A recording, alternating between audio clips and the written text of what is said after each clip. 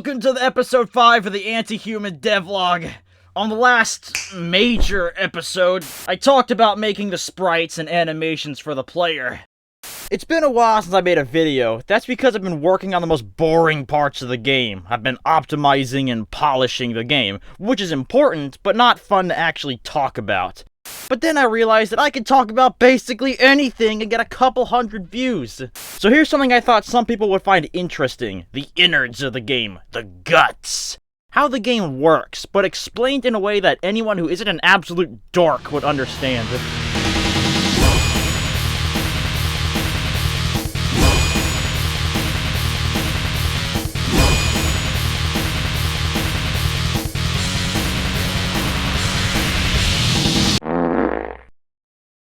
Anti-Human is a top-down 2D shooter, and when making any kind of 2D top-down game, there's two types of approaches to the game's perspective.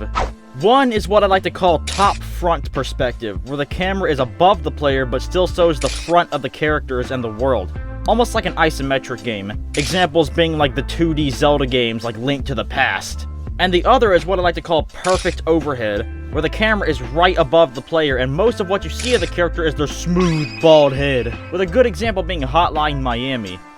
In my game, there's many different kinds of enemies that need to look distinct from each other, so I opted to use the top front perspective to have more detailed sprites, and because I thought it would give the characters in the world more personality.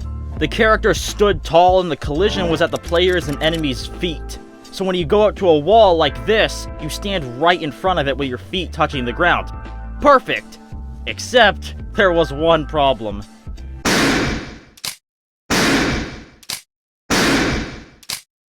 Yeah. Problem 1. The player keeps hitting the wall when the gun is in front of it. The source of the problem is that the wall not only blocks the player, but projectiles as well. So my first solution was to make the lower parts of the wall half cover, which means that the players and enemies can collide with it, but projectiles fly over it. It worked perfectly for areas like this, where it's the very top of the map, but didn't work for parts like this, where there's still more world above this wall. Putting collisions high up on that wall would mean that on the other side, the player and projectiles look like they collide with nothing. So my solution to this was blockers. Blockers were a type of collision that responds or ignores feedback depending on if the player or enemy is inside its respective blocker trigger. So if you stand in this area, it counts as an active blocker for you and any bullets, lasers, or any kind of attack that collides with the wall.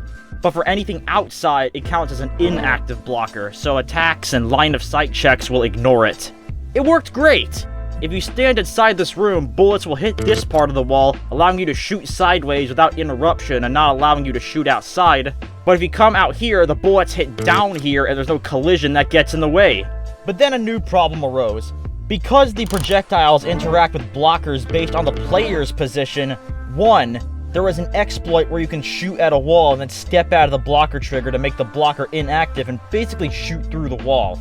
And 2, some projectiles and lasers bounce off of walls and are able to reach spots that the players could never reach from his position. So it bounces here and interacts with blockers based on a completely different location, which results in some pretty funky collision. My solution for this is to make it based off of where it was shot from and not from the player's position. So now when you shoot a projectile or laser, it leaves behind something called an Area Forbitter Finder, or AFF, or AF, which can collide with blocker triggers. So now when a projectile hits a blocker, instead of checking if the player is in the blocker trigger, it checks if its respective AF is in it. And if it bounces off of a wall, it deletes the old one and creates a new one where it bounced off of, so it will interact with blockers like if it were shot from there. Here's that wall from earlier. And now let's take it away! That black part is the part that the player and enemies themselves collide with. Now if I walk up to it, you may see that my head pokes out through the collision, and that caused some issues. Problem 2. The player and enemies can be interacted with through walls if they get too close. The player and enemy's hurt box pokes through the wall, allowing the player to be seen through the wall by enemy line-of-sight checkers, and enemies able to be shot by the player, which is especially a big problem for these big tall guys here. The solution for the player was simple. Instead of enemy line-of-sight looking for the player's hurt box, it instead looked for the player's center, which doesn't poke through walls. But for enemies, there was a different solution. Area Forbitters. Area Forbitters are a trigger that the player, enemies, and AFs can collide with. Forbidden areas have two main variables: the area's name, which is put on a list in the enemy script when they enter, and a list of forbidden areas, where you write down the names of other area forbidders. And if any enemy were in an area on the forbidden areas list while you or a projectile's AF is in it, they cannot be attacked. So you can line up the tops of these rooms with area forbidders with special names, and have the other side of the wall with another area forbidder with those walls on the forbidden areas list. And now when an enemy's head is poking through and you shoot at it, the projectile's hitbox will still collide with the enemy. It'll still know it's there, but it will see that it's in an area that it's not allowed to hit, so it'll just ignore the enemy and hit the wall. Now that that's solved, you can shoot wherever you want without any wonky collision and... Did y'all see that?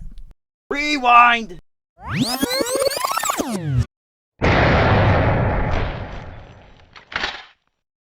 Problem 3. Projectiles will appear underneath parts of the world.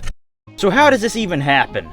You notice how when I go below this forklift, the player sprite appears in front of it, but when I go above, it appears behind? That's due to something called Y-sort. When objects are descendants of a Y-sort node, they'll appear in front or behind one another based on if their origin points are above or below each other.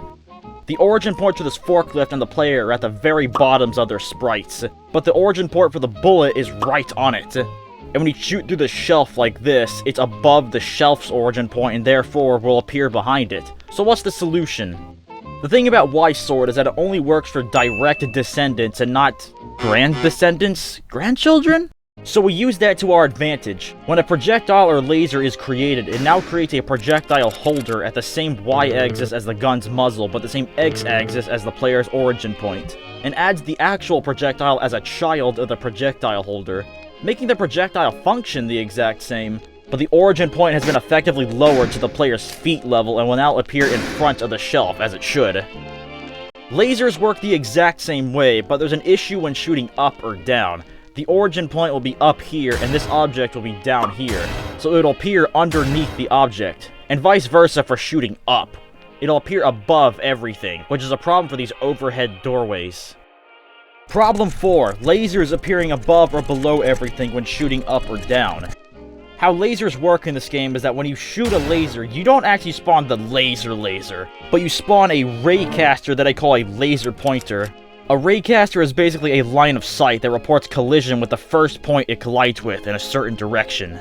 And when spawned in, the laser pointer reports collision over and over again, ignoring stuff like inactive blockers, until it finds a good target, like an enemy hurt box or a wall, which then fires the real laser. What I had in mind was called laser duckers, and man, do I really have fancy names for everything.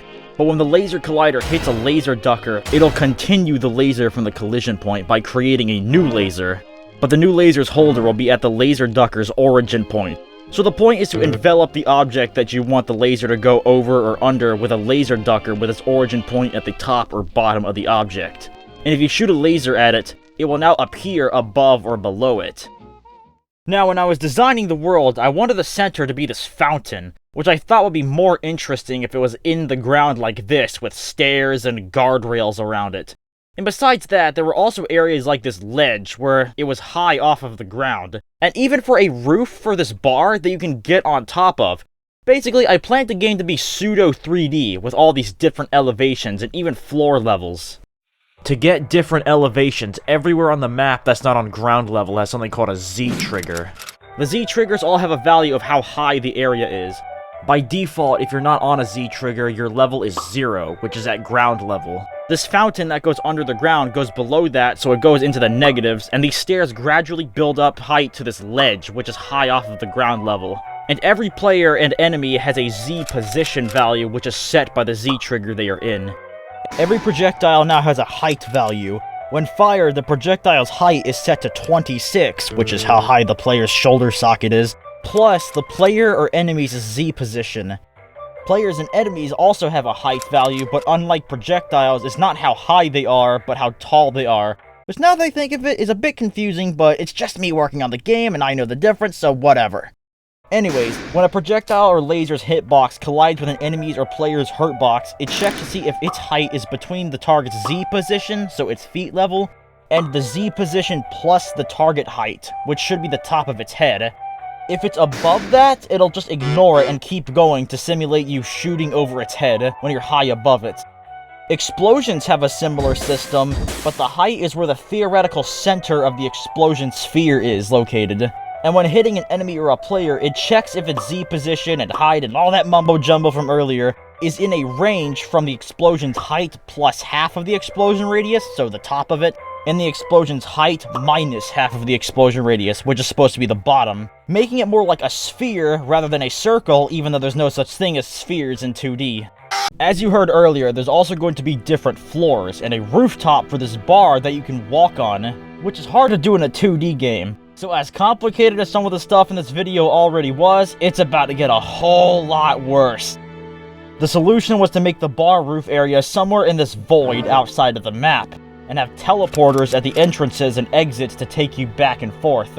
And for convenience sake, the different levels of the world are in these world areas, and the bar roof is at the same place in its area as the bar interior is in its own. And there's some functions in the world script that can translate positions and add stuff from one area to another. As well as teleporting from one area to another, there are cameras that monitor the different areas and display it over or under the other. So if you're on the bar roof, in the editor, you'll see that it's just a gray void, but in-game it has the camera view of the ground level area, and vice versa for the ground level having the camera view of the roof. But this time it's a little more complicated, as the world view is visible, half visible, or invisible, respectively, depending on if the player is on the ledge or on the stairs, in front of the bar, or inside the bar interior. For projectiles and lasers, it went pretty smoothly. The bullets teleport through like players and enemies, and lasers just create a new laser pointer at the teleporter exit. But for explosions, melee attacks, enemy detections, and various cursor-based attacks, problems arose. Now let's go from simple to complex, starting with the enemy detection. So even though the enemy looks like they're right next to me, it's actually thousands of pixels away, which messes with the enemy's detection. So to fix that problem, it no longer looks for the player's global position, but at his position in his area relative to the area the enemy is in. And if it comes in contact with a teleporter, it'll spawn another raycaster on the other side that searches for the player. And if it comes into direct contact, it'll signal back to the enemy that the player has been found, which for example allows ranged enemies to shoot the player through teleporters. Next is cursor-based attacks like this lightning attack that summons a lightning strike at your cursor position. The problem is that even though it looks like I'm right next to the bar roof, the area here is actually the bar interior, and if you try to summon lightning out here, it'll actually appear inside of the bar. So my solution was to envelop this area with like the 6th or 7th trigger in this video called a specific area setter, which is enabled when the camera view is fully visible and disabled when not. And it keeps track of the name of the other area it's supposed to lead to. When you try to summon lightning, it no longer summons the lightning strike itself, but something called a specific area detector, or SAD, or SAD. The SAD detects that there's a specific area setter. If there isn't one, it just spawns the lightning strike in your area. But if it does, it goes to its respective position in the specific area setter's tracked area. Now for the most complex workaround in the whole game, which is how explosions and melee attacks hit through teleporters. Strap in for this one. So the hitboxes for explosions, melee attacks, as well as some other attacks like this wind attack or this taser, does not damage enemies or players, but instead spawns a raycaster from the hitbox's origin point that specifically hunts down that enemy it comes in contact with. If it hits the hurtbox of another enemy that isn't the target, it will just ignore it. And the whole point is to forbid explosion and melee hitboxes from hitting enemies through walls, but it can also come in handy for hitting things through teleporters.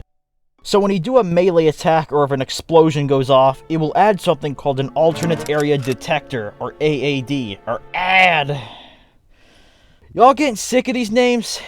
Cause I sure am. Anyways, it adds an AD to every area except the original explosion area, and it takes the hitbox's collision shape of the explosion or melee attack or whatever, but the AD cannot damage anything. When it does detect something, it takes the angle from its origin point to the target center and spawns a teleporter detector at the original explosion in that angle, which looks for a teleporter, and if it does find one, then it spawns a proper explosion or melee raycaster that searches for that specific target and damages them when it does find them. Now, explosions can deal damage through teleporters, and if it does detect a completely irrelevant enemy in a different area, it won't hurt anything else on accident because that got teleported to another area and will only attack that specific enemy due to the targeting system.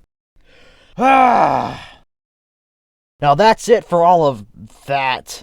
And now the one thing I have left to talk about is something simpler. It's for the game's one game mode so far called Extermination. It's heavily inspired by the Mercenaries mode in Resident Evil 4 and 5.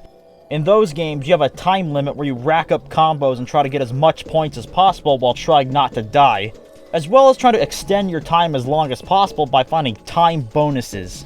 Extermination mode mostly works the same, but adjusted for this game's style of action. You still spawn in a random location around the map, you still rack up combos upon killing enemies. The first real difference is the time totems, which work the same as the time bonuses in Resident Evil, but the big difference is that in RE, they all spawn at the start, which kind of gives players this lame option to just run around and round up all of them first before killing anyone. So in this game, time totems appear gradually with this notification at the bottom appearing to let you know that it's here. Another big difference is stylish kills, where if you kill enemies in a stylish manner, it'll give you extra points, as well as this notification telling you what you did and how much points you got for it. So you get it if, for example, this enemy lunges at you, but you use this wind attack to deflect it and send it at other enemies and kill them. Or you punch this big object and it kills a bunch of enemies. Or if this big enemy tries to kick a big object at you, but you punch it right back at him and kill it. That's a huge one. Now let's get back to the real innards of the game. The entity that controls the enemy spawns and directs all of the stuff in Extermination is the Manager, which has a roster of enemies with a dictionary that contains a bunch of information, like the chance to spawn, how much to take off of the chance if it does spawn, how much of that enemy is allowed on the map at once, and the most interesting one, which is the cost. The Manager has its own economy of points that it uses to spawn different types of enemies. The weaker ones are cheaper and the more powerful ones are more expensive. So you can fight either 20 fodder enemies or one big boss enemy. But it also depends on other factors, like the aforementioned chance, or if there's too many of that enemy type, and some of the more powerful enemies are forbidden to spawn from the start and have a set time until it is allowed to spawn. The Manager gains a point every 5 seconds, but also gains points on every enemy killed dependent on what type of enemy was killed. And it also gains more or less points based on a player skill variable. Player skill raises depending on how much enemies you kill. More difficult enemies raise the skill even more, and it's maxed out at 3.0, where the Manager gains triple the amount of points every single time someone is killed. The opposite happens when taking damage, which lowers the skill, adding a sense of adaptive difficulty, making it go easy on you if you're struggling and harder if you're kicking its ass.